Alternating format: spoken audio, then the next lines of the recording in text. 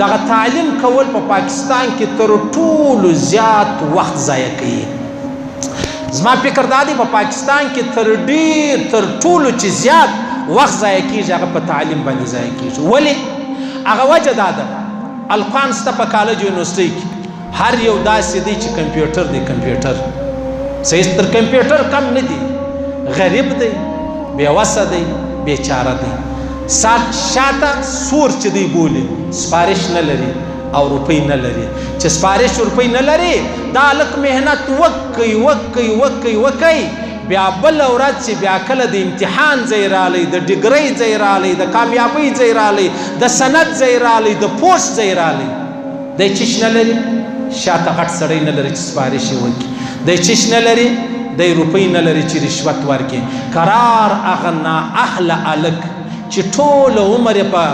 پارکو کې تیروي، په بازارو کې تیروي، په امتحانګاه کې د ځان بجای بل هلک شینولی و، هغه پاس راسي، هغه فسټ راسي، هغه په نمبرو کې راسي، هغه چې اهل و هغه چیش راسي، هغه پر دویم و پر دریم نمبر راسي.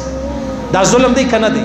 یعنی ته اندازه ولګوه زموږ په دې ښار په دې وطن کې څومره ډېر القان سته چې هغه د غریبۍ د لاسه تعلیم بیا هم په مخ اخیستی دی. د مور د لاس کړې خرڅ کړې خپل تعلیم جاري وساتئ. د خپلې ادې د پزې میخه کې خرڅ کړئ بیا یې هم تعلیم چې دی هغه جاري وساتئ. د خپلې ادې د غوږ هغه غوږوالي خرڅ کو بیا یې هم تعلیم چې دی هغه جاري وساتئ. د پلار یوه ګړۍ پرته وه هغه یې خرڅ کړه بیا یې هم تعلیم جاري وساتئ. په نیم ماجګر باندې ریړۍ چلوله 2 روپۍ پیدا کولې هم یې تعلیم جاري وساتئ. رکشه یې په نیمه ورځ چلوله، نیمه ورځ تعلیم کوئ بیا هم د تعلیم چې دی هغه جاري وساتئ. بله ورځ چې ګورې د غوړ زوی، د فوجي زوی، د قاضي زوی، د جج زوی، د وزیر زوی، د صدر زوی، د غټ ملا زوی هغه راولاړ سلو، سپارش وسلو، روپۍ یې ورکړې، 10 لک روپۍ یې ورکړلې، بیا چیش وسلو، بیا هغه هلک په نمبرو کې رالی، هغه هلک پاس سلو، هغه هلک ولاړی دفتر ته ورسېدی. دا غریب چې کم پاته ولو هغه د غی مایوس رالی، بیا کله کله و خودکشي ته مجبوره شي او خودکشي چې د هغه وکړي. ګوره ته ما ته دا خبره کوي چې تعلیم به عام کوو، ته ما ته دا وایه چې تعلیم به نه پرېږدو، په بچي به تعلیم کوو. ما په بچي تعلیم وکړئ، په بچي مې تعلیم وکړئ. زه غریب یم نو زما بچی 8 10 12 15 کاله په تعلیم باندې تیر کړلو. بله ورځ چې ګورې زما زوی یو ځای چوکیدار سلو، بله ورځ چې ګورې زما زوی یو ځای منشي سلو، بله ورځ چې ګورې زما زوی یو ځای هلته د چا ګنمین سلو. ولې؟ ما خو دومره لوی تعلیم وکړئ، ما خو دومره لوی ډګرۍ واخیستلې، ولې زه نن شاته پاته سولم؟ راسه دفترانو لر راسه. دا زما ستا په دغه دفترانو کې کېږي. د الله رسول فرمایي الراشي والمرتشي کلاهما فی النار. دا چې کم رشوت ورکوي او چې کم رشوت اخلي دا دواړه جهنمیان دي. والرائش والذي يمشي بینهما، او دا کم چې دلال دی، دلال په دا مابینځ کې ګرځي دا هم جهنمي دی. د الله رسول فرمایي ورسه پولیس محکمې لره ورسه د باندې به یو دلال ګرځي، پاسپورټ لره ورسه د باندې به یو دلال ګرځي، شناختي کارت لره ورسه د باندې به یو دلال ګرځي، ایجوکیشن لره ورسه د باندې به یو دلال ګرځي، د ګیس دفتر لره ورسه د باندې به دلال ګرځي، د بجلی دفتر لره ورسه د باندې به یو دلال ګرځي. بیا ستا هر څه ستا قواعد ټول پردي، لیکن بیا هم ستا کار پر مخ نه ځي. دلال سره مخامخ سه ملاو سه ورکه 50,000 لک روپۍ ورکه، بیا وایي یاره موږ پر مخ باندې مرکو. ستا کار چې دی هغه کول کېږي. ولې کول کېږي؟ دا څوک کوي او ولې کوي؟ دا څوک کوي او ولې کوي؟ ولې د غریبانو زامن تباه او برباد سولو؟ ولې مې د غریبانو زامن د روزاني او د مزدورۍ او د کاروبار سره ګرځولي وو؟ تا ما ته پر دیوالو لیکلي وو چې د میرټ مطابق په ستا سره فیصله کول کېږي، د لیاقت مطابق، د اهلیت مطابق بیا به ستا سره سلوک کېږي. هغه زه شاته پاته سولم. ورسئ دننه ورسئ، په اخبار کې ورکړي چې دا پلانی پوسټ چې دی هغه خالي دی، دونه الفان ضروري دی. بیا 2000 کسان امتحان ورکړي، دا 2000 ټول وخت ضایع کړي. 5 کسان راځي، 5 کسانو وختي خبره کړې ده، یو پلاني افسر تور کړی دی، یو پلاني ته 2 پلاني وزیر اخیستی دي. ای غریبان ګرد شپه دعا کوي، مولوي صاحب دعا راته وکړه، ادې ته وایي دعا راته وکړه، بابا ته وایي دعا راته وکړه، زما نن امتحان دی ته دعا کوه چې زما نوم راوځي. سړیه که الته جهنمیان ناست دي، الته د رشوت خورو زامن ناست دي، هغه ستا نوم ایستلی دی. ولې ظلم کول کېږي زموږ د الکانو سره؟ ورسئ د کالج یونیورسټۍ الکان وګورئ او بیا چې کله دی دغه بوټ ته ولاړ نو مو ته ګوري چې را روان شي بیا په سترګو کې وشکي چې الله پاک ما خو ډېر محنت کړی یو سوال ما غلط نه دی کړی د هر سوال ما په ډېر ښه انداز جواب ورکړی دی دا زما ستا په دې وطن کې د هغه وزیر اعلی چې ونه چې راځه تر دا د باندې د لاله پر دا ټول د الله رسول فرمایي دا جهنمیان دي چې کم څوک رشوت خوري دا روانه ده دا خبره ده سلسله روانه ده او بیا چې کله د میرټ مطابق فیصلې او مسلې نه کېږي بیا خالد تاسو ورته ګورئ د دې وطن انجام څه معنا انجام دا معنا ده چې یو وخت پر یو ځای لارې را روان ولو نو بیا یو پر روډ باندې یو کله یې بولي هر څه چې بولي کښنی ښار راغی ښار چې راغلی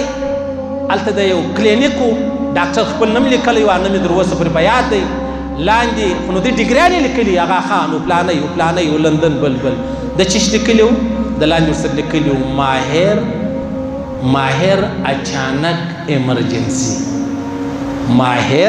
اچانک ایمرجنسي دا د ده مهارت ولو دا یې ډاکټري وده کړې وله دا د ده ډګریانې ولې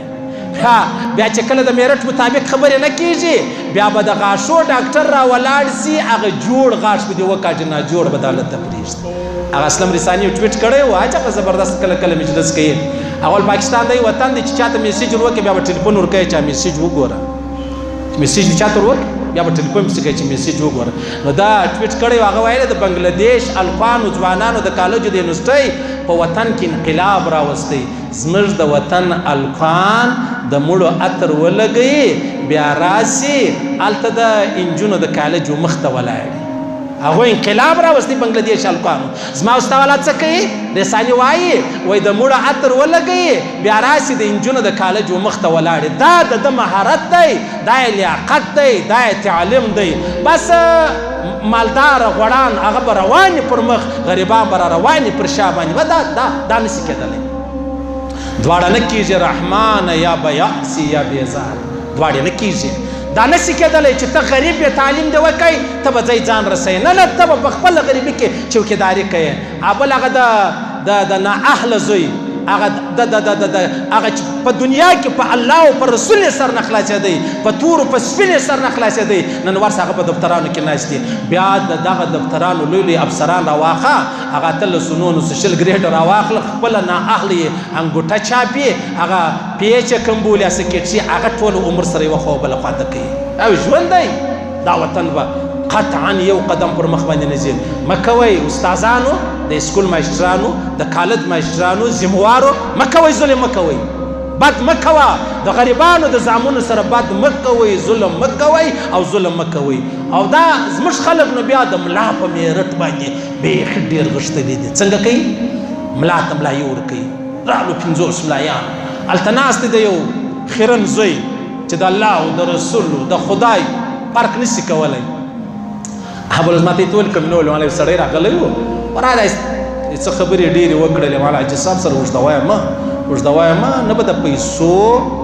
خبرې کوې چې داسې روپۍ لرم نه به د هغه ټوره ښکاره کوې ته خالد وایي کنت راته ووایه خیر ما بل بیان کې ستا ول انا اعطیناک الکوثر دا دوی وایي کنت دی دا سړی چې بیا ملا لګوي ابه د بنوري ټاون فاضل یې ابه د دارالعلوم فاضل یې د فاروقیې فاضل یې د حقانیې فاضل به یې د دیوبند د ازهر فاضل به یې دته به ناست دی د دوای قنوت دی ناتوی نه فرق نشي کولی بیا راولاړ شي د ملایانو غاښونه هم ګوري چې غاښ یې کم نه وي بیا څه چم کوې بیا راولاړ شي 6,000 روپۍ تنخوا ورکوي داسې غښتلی پر ما دومره غښتلی او هلته چې دفتر لره ورسې میدان لره ورسې بیا درته لوی رشوتخوره نشته نو زما ډېر الکان تباه سولو دا کالج یونیورسټي الکان دي زه یې وینم د ورځې سبق وایي ماجګر یې ریړۍ راایستلي سبزي مبزي و یو پروټ موټ خرڅوي په هغه خپله ګزاره کوي او سبا د 10 کاله 12 15 14 کاله تعلیم وکوي بل اوس بیا هغه رقم ریړۍ چیري ولې ولا زه شاته څوک نه لرم ولا روپۍ نه لرم هلته ډېر رشوت غوښتی ورسې هلته وزارتونه خرڅېږي وزارتونه ته په یاد دي که نه دي په یاد مې دي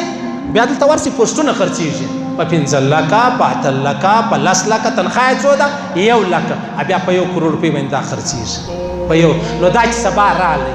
نو دا اوس اهل دی سبحان الله الله اکبر علما فرمایي که یو اهل الکو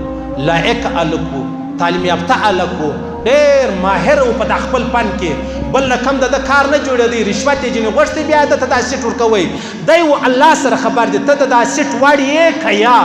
که ته خو وایې په ضمیر ستا ضمیر ته چې و بالکل ماهر ما ډېر زبردست تعلیم کړی دی بیا ورکه رشوت ورکه دی جهنمي دی پر ده لعنت دی پر تا باندې نه دی صحیح څه دومره ګنجایش چې دی هغه پکې ستا مه کوئ د دفتر ذموارانو مه کوئ ظلم مه کوئ ظلم مه کوه بیا به دغه پیسې تا جهنم ته رسي او د الله رسول فرمایي دا جهنم دی ختمه شوه دا خبره